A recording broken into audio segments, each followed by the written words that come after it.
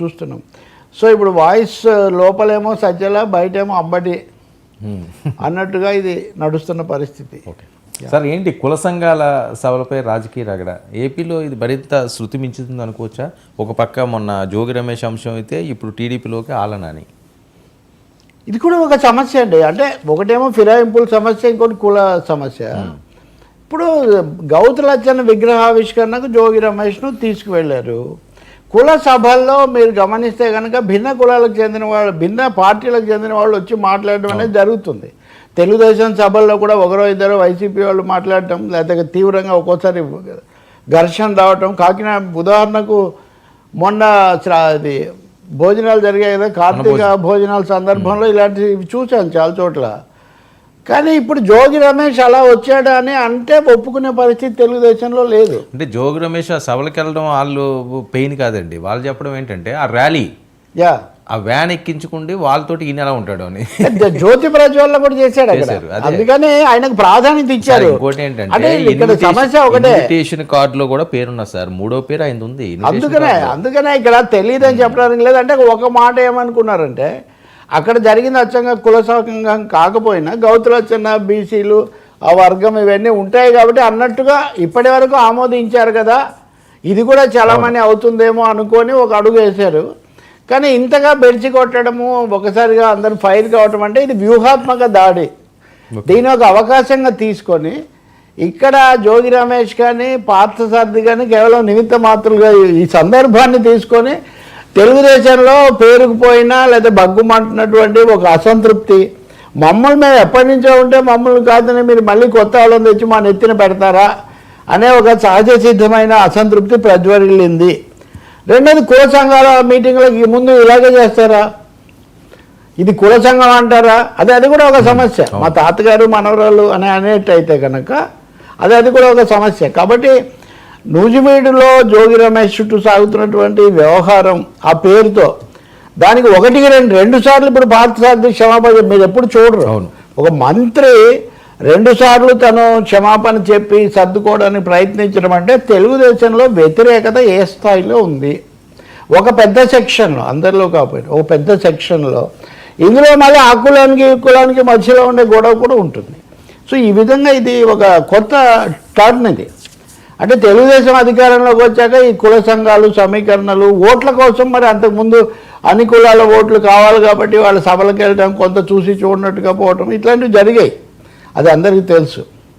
కానీ ఇప్పుడు మీరు పేరు ఏం పెట్టినా సరే వేరే పార్టీ వైసీపీకి సంబంధించిన వాళ్ళకి ఏమాత్రం కూడా చోటు ఇవ్వకూడదు, ఇస్తే మటుకు సహించే పరిస్థితి లేదు అన్నది ఒకటి అధిష్టానం వైఖరి. కానీ రెండో తీవ్రమైన వైఖరి ఏంటి, మీరు ఏదో ఒక పేరుతో అటు ఇటు తిప్పి తీసుకొని వస్తే కుదరదు అని. పార్థసారథికి తెలియకుండా జోగి రమేష్ అక్కడికి అలా వచ్చే అవకాశం లేదు. ఎందుకంటే అంటే మంత్రి గారి కార్యక్రమం అంటే సహజంగా అధికారులందరూ ఎవరెవరు వస్తారు ఏంటి ఇవన్నీ కూడా తెలుసుకుంటారు. అతనికి సంబంధించిన పిఆర్ వింగ్ అయినా ఇప్పుడు మాతో పాటు ఏదో ఒక సభలో పాల్గొని ఉండాల్సిందే, ఒక 3 నెలల కిందట రాలేదు ఆయన. కానీ తెలుస్తుంది వాళ్ళు ఎంక్వైరీ చేస్తారు ఆ సభలో. అందువల్ల ఇది తెలియదని చెప్పడానికి ఏమీ లేదు. ఒకవేళ ఆయన అంచనా ఏమైనా తప్పిందా తెలీదు. మూడోది, ఇతరులు సహించడానికి సిద్ధంగా లేరు. ఇప్పుడు మీరు బుద్ధ వెంకన్న కోప ఆగ్రహాగ్ని మీరు చూస్తే అందులో జోగి రమేష్ ఇష్యూతో పాటు పార్థసారథి మీద కూడా ఆయన ఫోకస్ చాలా క్లియర్గా మనకు కనిపిస్తుంది. కాబట్టి ఇది కుల సంఘాలు, కుల సమీకరణలు, దాంతోపాటు ఫిరాయింపులు, వలసలు, తెలుగుదేశంలోకి కొత్తగా వైసీపీ నుంచి మీరు పెద్ద పెద్ద వాళ్ళనో లేకపోతే తీసుకురావడానికి మేము ఒప్పుకోము అని ఒక సెక్షన్ బయలుదేరినట్టుగా మటుకు కనిపిస్తుంది. ఇప్పుడు మరి వాళ్ళని ఎలా రాణిస్తారు?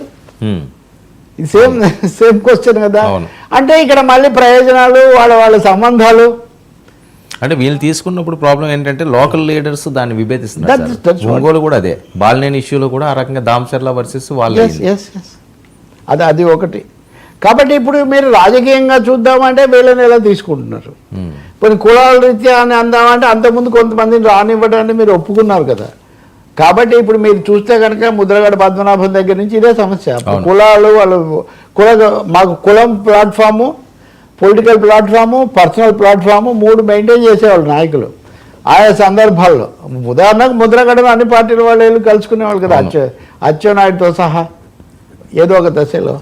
అందుకని దీంట్లో కాంప్లికేషన్స్ చాలా చిక్కుముడిగా మారినట్టుగా ఉంది. ఈ కుల పార్టీ వ్యవహారాలు ఒక తీవ్రమైన చిక్కుముడిగా మారుతున్నట్టుగా మనకు కనిపిస్తుంది. ఇది ఒక ఫ్లాష్ పాయింట్. నూజివీడు జోగి రమేష్ అన్నది ఒక ఫ్లాష్ పాయింట్. అదనంగా ఏమంటే లాయల్టీ టు ది సుప్రీమో ఈ చంద్రబాబు నాయుడు, లోకేష్ ఎటు అక్కడే ఉంటాడు. చంద్రబాబు నాయుడు ఇంటి మీద దాడి చేసిన వాడిని మీరు ఎలా తీసుకొస్తారు? ఇంటికి దాడికి నాయకత్వం వహించిన వ్యక్తి జోగి రమేష్ కదా. అంటే ఇక్కడ పర్సనల్గా చంద్రబాబు నాయుడు ఫ్యామిలీ ఫ్యాక్టర్ కూడా ఇక్కడ ఒక అతి అదనంగా వస్తూ ఉంది. ఇక్కడ ఏమన్నా వెసులుబాటు ఇస్తే మళ్ళీ అక్కడ వల్లభనేని వంశీ లాంటి వాళ్ళు ఈ సమస్యలు కూడా ఉత్పన్నమవుతాయి. మళ్ళీ ఎవరైతే కుటుంబం మీద వ్యక్తిగతంగా దాడి చేశారో వాళ్ళని కూడా మీరు ఇక్కడ మినహా ఆ భయం కూడా తెలుగుదేశం వాళ్ళకి ఉంది. మీరు ఏమోలేని చూసి చూడనట్టు పోతే రేపు పొద్దున వీళ్ళందరూ రకరకాలుగా వచ్చేస్తారు. మేము ఇంతకాలం దాడులు కేసులు ఇవన్నీ తట్టుకొని ఉన్నది కాస్త పోతుంది. పైగా మాకు అవకాశం ఎక్కడ వస్తుంది? ఇంక మళ్ళీ కొత్త వాళ్ళు వస్తే ఇది ప్రశ్న. ఆ తీగ లాగితే డొంక కదిలింది అన్నట్టుగా జోగి లాగిన దానికి తెలుగుదేశంలో అది పెద్ద చిచ్చుగా మారింది. ఇప్పుడు ఇంతకు పాఠశాల అవస్థపడుతున్నాడు. అవును, అంటే ఆయన వైసీపీ నుంచి వచ్చి అది కూడా చివరి దశలో వచ్చి మంత్రి అయ్యాడు అనేది ఒకటి ఉంది ఆయన మీద. ఒకే ఒకరు వైసీపీ శిబిరం నుంచి ఇటు చేరి చివరి దశలో ఏకంగా కీలకమైన మంత్రిగా మారి అనుక్షణం మీడియా బ్రీఫింగ్స్ అన్ని కీలక వ్యక్తి. ఆ హార్డ్ బార్న్ కూడా ఉంది తెలుగుదేశం. అది కూడా ఇప్పుడు కనిపిస్తుంది. అంటే ఇంకోటి కదండి, ఆ రోజేమో ఎవరు వస్తే వాళ్ళు మంచిదనే ఆశ అప్పుడు ఉంటుంది.